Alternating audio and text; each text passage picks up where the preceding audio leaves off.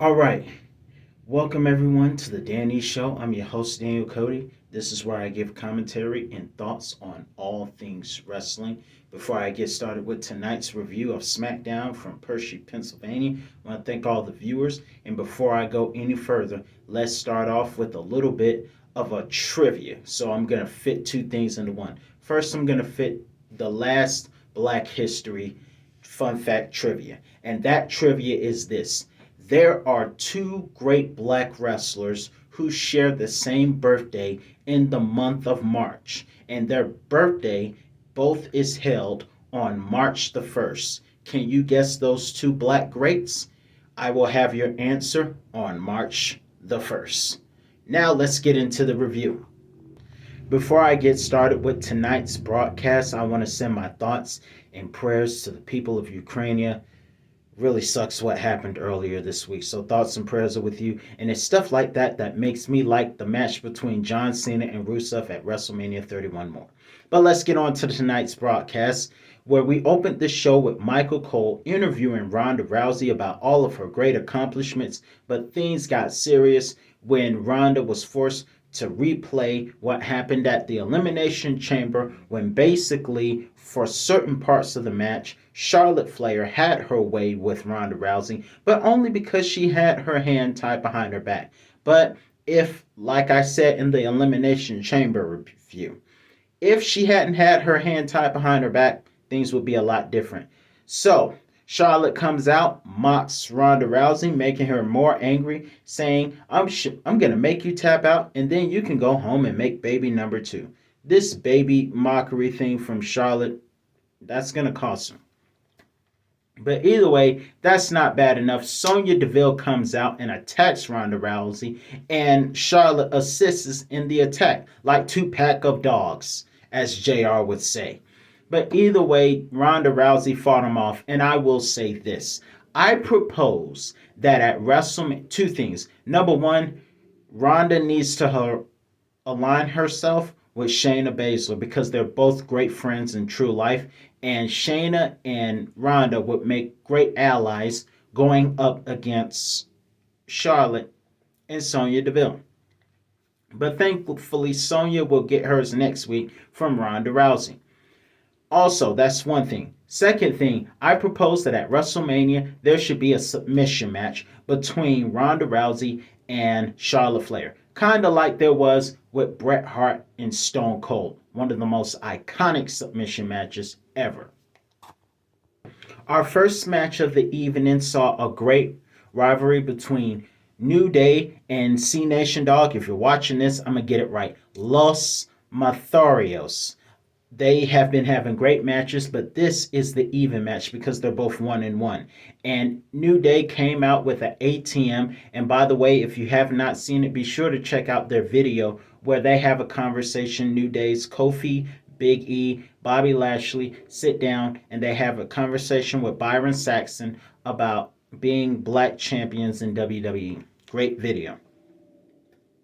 Either way, great tag match. New Day started off pretty strong with the New Day chants during Big E's abdominal stretch and the ribs instead of the spanking during the New Day Rocks thing, which is a funny move. But Los Matharios took control for the most part of the match later on, and we saw a spinning kick by Carrillo, and Angel Garza, I believe, was the one who went for a suicide dive out of the ring. During the segment, he would go on to play with Big E's ATV, I apologize, ATV car that he came to the ring with.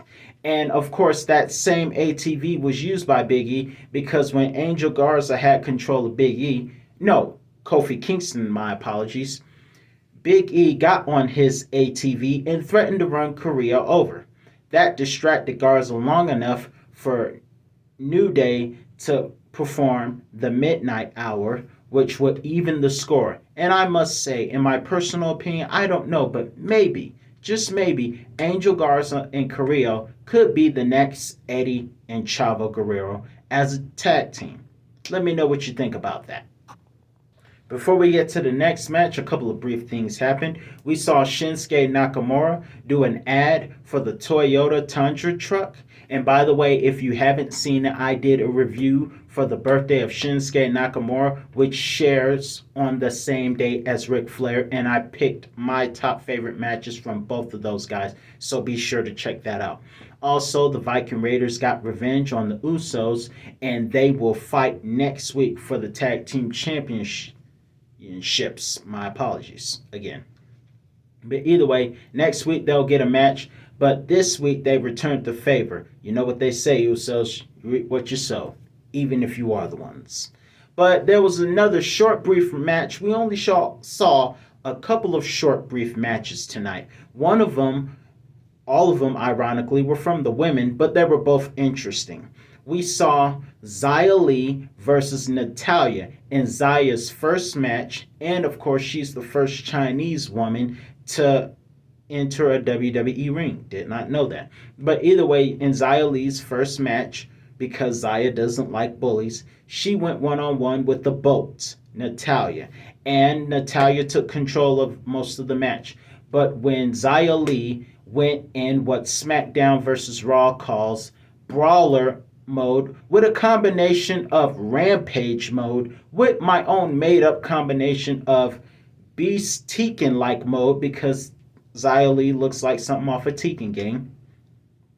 When she combined all those modes together, she went for a spinning heel kick, which is shades of Aleister Black for the 1, 2, 3.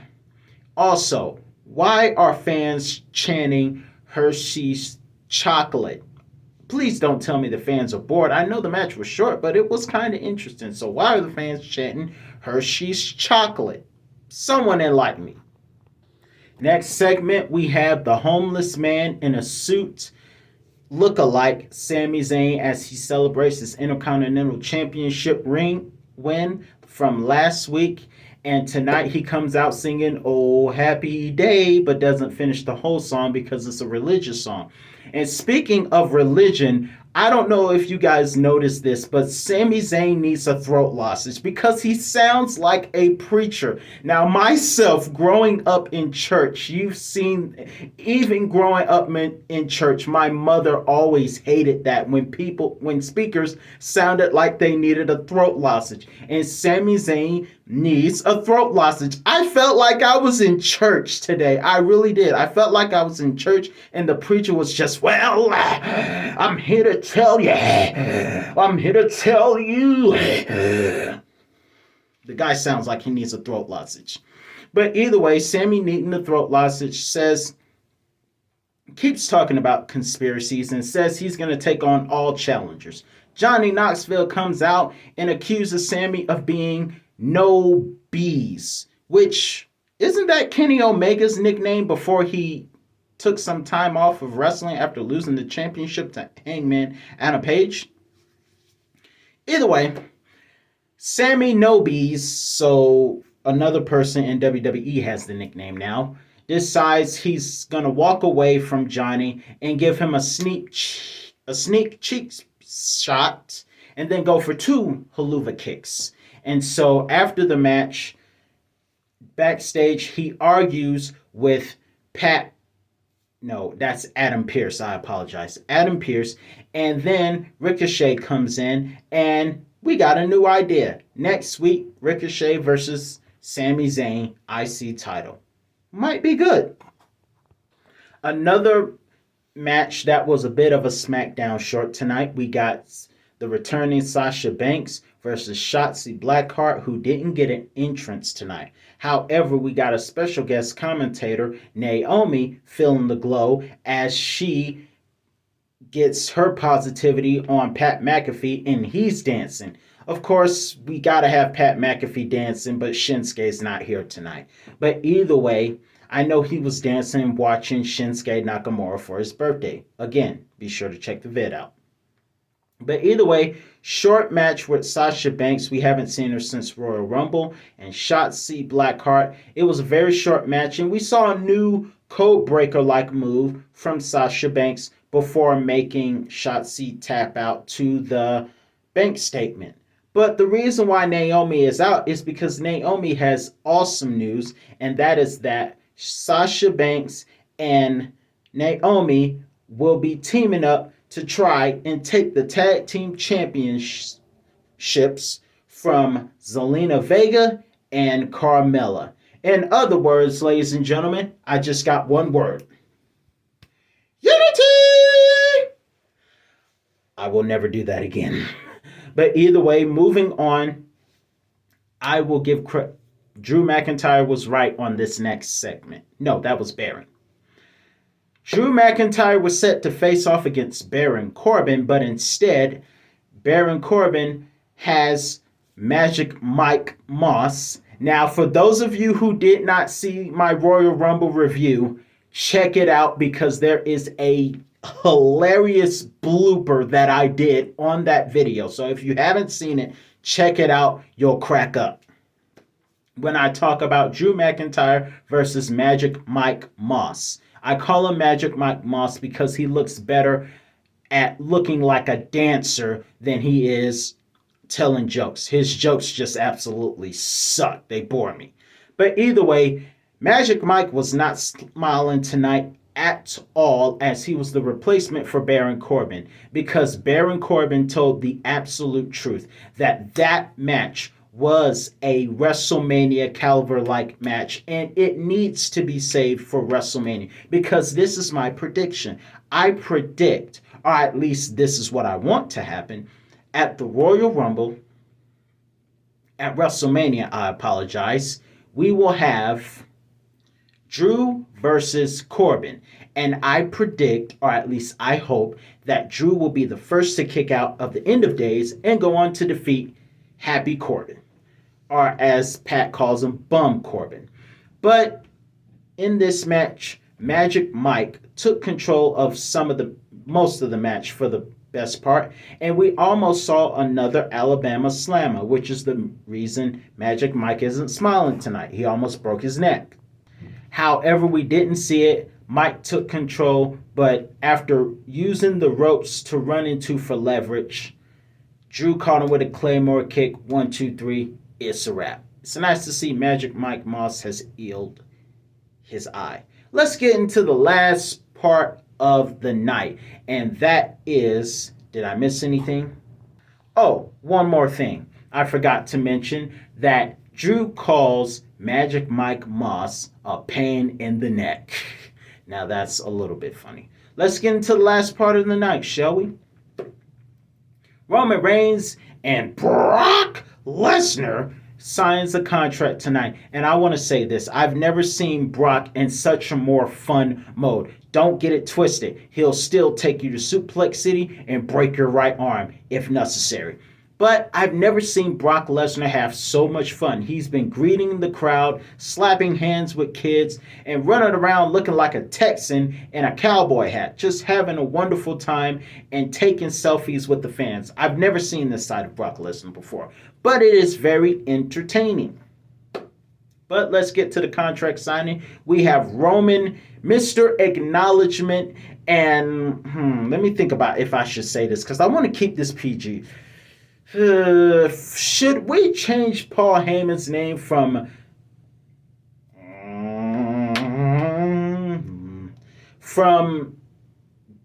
Mr. Paul D. Heyman? And you know what the D stands for, but I want to keep this PG a little bit.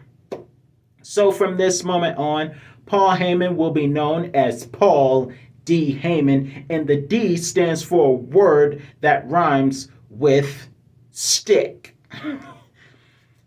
But either way, during the contract signing, Paul Stick Heyman says that this is going to be one of the biggest matches since the time he took 50-50 for what happened at WrestleMania 30 and Stone Cold versus Rock, Hogan versus Andre. He said this match is going to be bigger than all of them. And this match really is building up to be something great.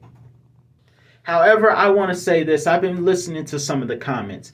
There are a lot of people, I'm sure there are some people who want to see the reign of Roman end. However, there are some people on this channel, such as yourself, Mr. Munchkin Boy, you want to see Brock stop.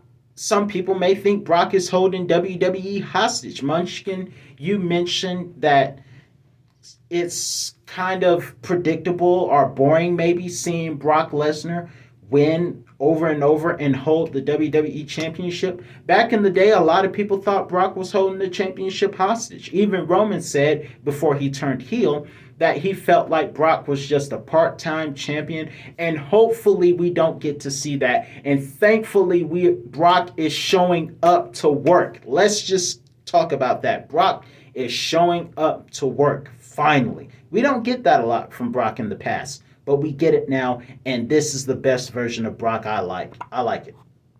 However, many sides are divided in this. Some want to see Roman Reigns retain and become two belts. Some people want to see Brock. It's a mixed thing. Most on paper because Brock is face and Roman's heel.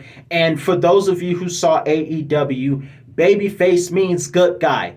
For those of you who don't know, I am alluding to the amazing promo cut by Chris Jericho and Eddie Kingston. So that's what babyface means. Either way, great promo, by the way. Either way, contract signing is in action, and Paul Heyman, like Thanos, snapped his finger into commercial break. Did y'all see that? That's never happened before. But when they came back, Brock Lesnar is there, and the only reason Brock Lesnar is not coming through the table is because Brock chose not to. Roman goes on a rant and says, like he did before WrestleMania 33, defeating The Undertaker, that this sold out arena, this is my house now. This is my yard now. These are my fans. This is my camera. This is my table. He sounds like a parent reminding his children that you live in my house and I pay the bills, so you will abide by my rules. This is what Roman Reigns basically sounded like, a parent putting his rebellious teenage child at place. Either way, Roman rants and says that those skip mark securities belong to him as well. And Paul Heyman steps out as Brock throws all of them around. So, before I go any further, I want to ask, whose side are you on? Do you want to see Roman win, or do you want to see Brock win? Who do you want to see as two belts? Let me know in the comment section below. That's all the time I got for you today. I'm your host, Daniel Cody. And before I go, let me remind you again of the trivia question. The Black History Fun Fact trivia question is, there are two great black wrestlers whose birthdays are shared on March the 1st. Can you figure out those two? March the 1st, I will have your answer. See you soon.